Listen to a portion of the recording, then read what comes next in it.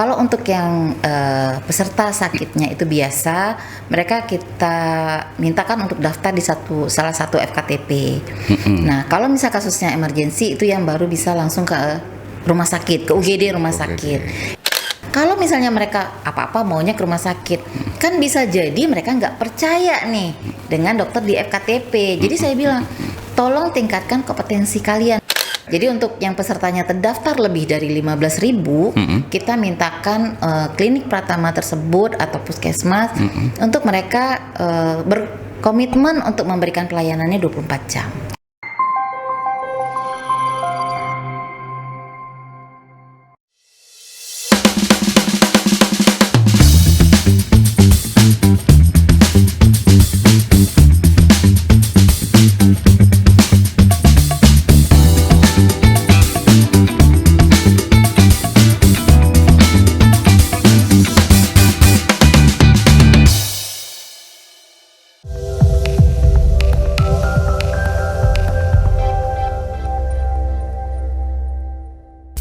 Antrean panjang di fasilitas kesehatan sering menjadi tantangan dan permasalahan dalam memperoleh pelayanan kesehatan yang optimal dan nyaman.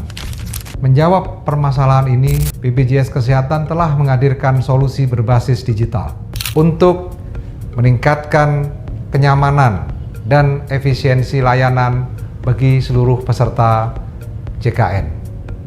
Fitur antrian online pada aplikasi mobile JKN adalah solusi untuk menyelesaikan permasalahan antrean layanan di fasilitas kesehatan.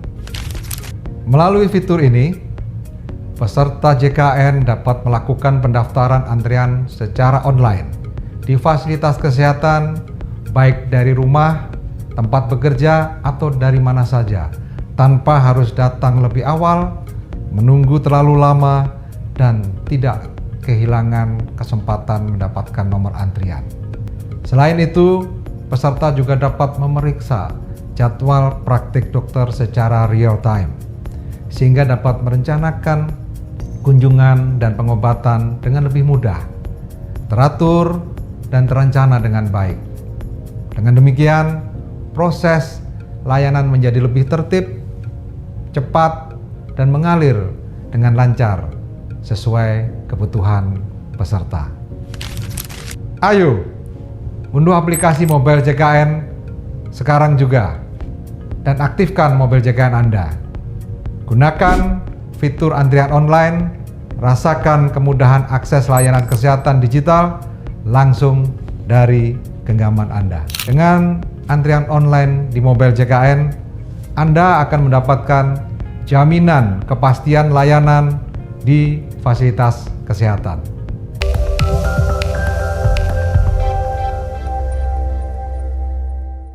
Oke, Bu Desi, kadang-kadang masyarakat itu sakit sedikit dia pengennya datang langsung ke rumah sakit tipe A gitu.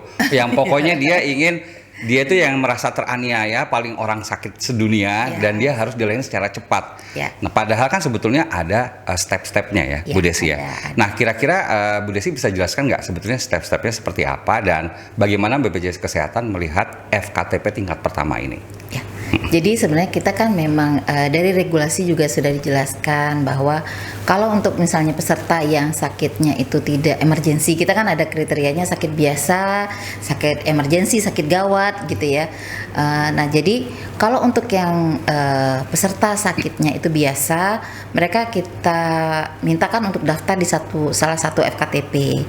Nah kalau misal kasusnya emergensi itu yang baru bisa langsung ke rumah sakit, ke UGD rumah sakit gitu. Walaupun nanti yang menentukan termasuk itu emergensi atau tidak itu adalah dokter di UGD-nya gitu.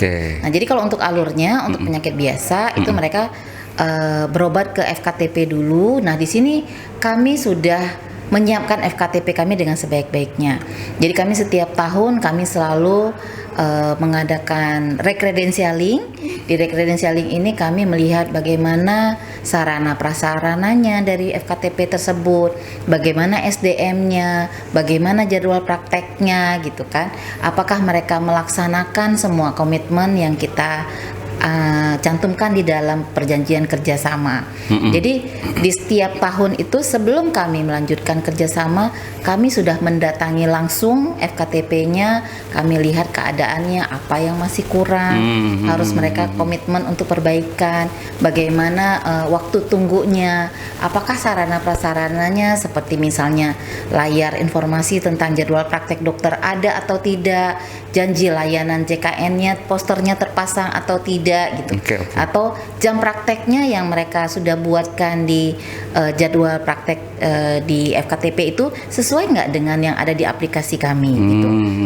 Nah, jadi kami mempersiapkan FKTP itu dengan sebaik-baiknya gitu ya. Nah, jadi kami harapkan juga Vaskes kami, FKTP kami juga sudah tahu bagaimana alur layanannya peserta. Ketika peserta datang, kami minta mereka menempelkan alur layanan. Peserta datang pertama harus ngapain dulu nih. Setelah dari sini mereka kemana. Jadi alurnya jelas. Jadi nggak bengong ya, calon pasien datang gitu ya. Nanti kalau misalnya sudah dilayani, mereka kita minta juga untuk mengisi bagaimana kesan mereka setelah menerima pelayanan. Jadi ada aplikasinya. Aduh, kayak ini ya, aplikasi ojek online ya. Iya, jangan lupa bintang 5 ya. Gitu kan. Oke. Jadi kalau ada keluhan juga bisa aja di situ ya Bu ya, pasca ya. Jadi kami sampaikan kepada peserta, kan Vaskes kami sudah memberikan pelayanan yang terbaik.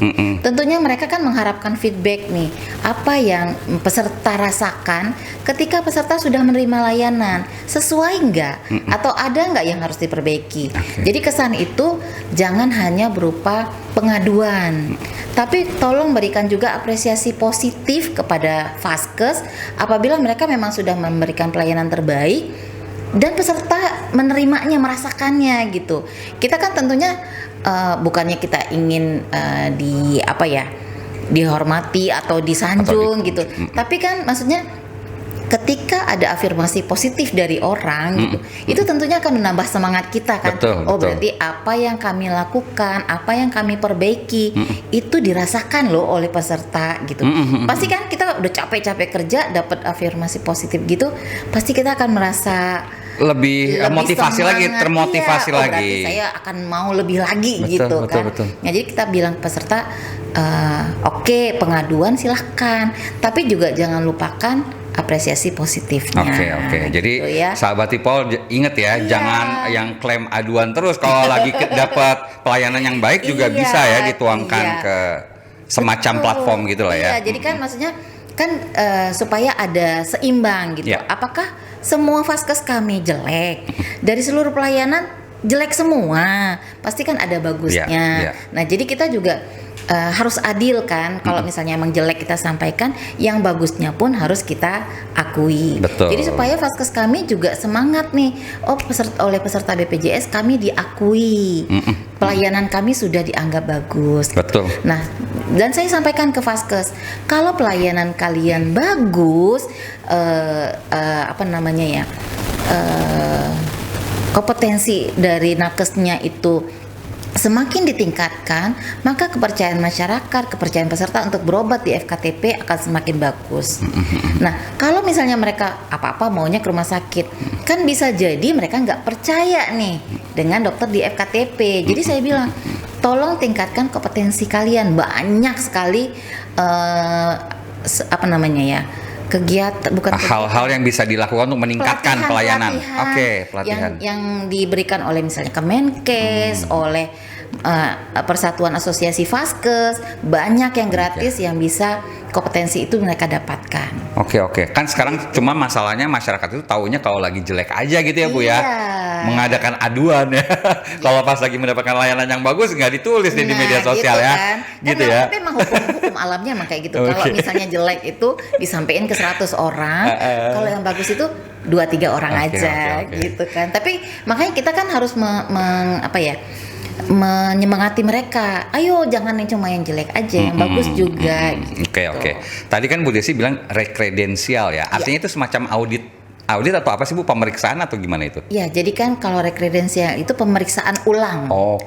Kalau yang Vaskes baru kita kerjasama namanya credentialing. Itu kita memeriksa antara apa yang sudah diajukan oleh Vaskes apakah sesuai gitu. Nah, kalau rekredensialing kita melakukan pemeriksaan lagi apakah si vaskes ini mutunya, sarprasnya, SDM-nya masih sebagus ketika awal kita kerjasama. Kalau misalnya bisa kita lebih tingkatkan, kita sarankan. Misalnya tadinya dokternya cuma 2, oh kurang loh dari jumlah peserta terdaftar, harusnya 5 gitu ya. Gitu ya. Jadi nanti berarti kurangnya. Oke. Jadi ada ini terus ya, inovasi terbaru terus ya, diperiksa terus ya. Diperiksa terus. Oke. Kalau FKTP nih sebetulnya masyarakat juga kurang paham. FKTP itu apa dan apakah itu cuma puskesmas, Bu Desi? Enggak. Nah, jadi kita banyak. Jadi FKTP itu fasilitas kesehatan tingkat pertama. Nah, itu bisa puskesmas, ada klinik Pratama, ada dokter yang praktek perorangan, ada dokter gigi yang praktek perorangan juga. Itu termasuk FKTP. FKTP seluruhnya itu FKTP. Nah, jadi kan kalau misalnya di daerah-daerah terpencil mungkin tidak ada klinik Pratama, maka kami bekerja sama dengan dokter yang praktek perorangan. Dan itu sudah banyak ya Bu ya? Banyak banget, dan tiap tahun itu bertambahnya banyak sekali. Oke. Nah ini kan sebetulnya yang bikin info terbaru bagi masyarakat bahwasanya nggak hanya puskesmas ya. Iya, dan klinik Pratama pun banyak yang sekarang udah prakteknya 24 jam. 24 jam, wah luar biasa ya. Jadi untuk yang pesertanya terdaftar lebih dari 15.000, kita mintakan klinik Pratama tersebut atau puskesmas untuk mereka berkomitmen untuk memberikan pelayanannya 24 jam. Karena tadi anggota atau pesertanya semakin banyak. Jadi minta makin 24 banyak jam. orang kan pasti lebih banyak lagi tanggung jawabnya. Klaim yang didapatkan juga semakin banyak tentunya ya. Ujungnya cuan-cuan lagi. Gitu kan ada timbal baliknya. Ada timbal balik. I kasih lebih, you juga kasih lebih dong, kan gitu ya. Cocok nih kayak hubungan asmara nih kayaknya. Jangan cuma terima doang, kan harus timbal balik. Nggak hanya satu arah gitu ya. Jadi kita harapkan gitu. Bu Desi, kalau terkait dengan tadi FKTP sudah, sekarang kesiapan internal SDM-nya sendiri nih, mengingat mungkin jumlah peserta semakin banyak, ya kan? Kemudian hal-hal atau keluhan semakin kompleks, kira-kira apa nih di internal SDM BPJS Kesehatan sendiri? Apa persiapan atau antisipasinya? Ya, jadi kalau sebenarnya kalau dari kami dari BPJS Kesehatan, tentunya itu kami setiap tahun itu diminta oleh manajemen untuk satu orang pegawai itu memberikan satu inovasi. Jadi kalau kami karyawannya ada berapa ratus orang, maka akan terbitlah berapa ratus inovasi itu. Jadi selalu ngikutin jadi ya. Iya, jadi maksudnya bagaimana caranya kita pekerjaan banyak tapi dengan ada inovasi bisa mempermudah. Kalau misalnya tidak bisa, berarti kita harus menggunakan pihak ketiga kah gitu, atau misalnya secara aplikasi gitu ya. Misalnya keluhan pertama kali mungkin disaring dulu oleh call center misalnya gitu. Nanti kalau misalnya oleh call center, oh ini ternyata harus mendetil, maka akan diteruskan gitu. Jadi upaya kita tentunya kalau misalnya tidak bisa menambah SDM, tentunya kita harus mencari alternatif lainnya. Dan alhamdulillahnya di BPJS Kesehatan kami didukung penuh oleh manajemen bagaimana kita bisa meningkatkan inovasi kita. Kalau misalnya kita memberikan inovasi itu didukung untuk pelaksanaannya. Kalau memang memerlukan kebutuhan IT-nya disiapkan gitu. Jadi alternatif lainnya bukan hanya menambah SDM, tapi menambah inovasi, menambah pengetahuan. Kami diberikan pelatihan gitu ya. Bagaimana misalnya cara menangani pengaduan supaya pengaduan itu bisa selesai tepat waktu, tidak melebihi dari jangka waktu penyelesaian. Pokoknya sudah siap ya BPJS Kesehatan ya. Insya Allah gitu.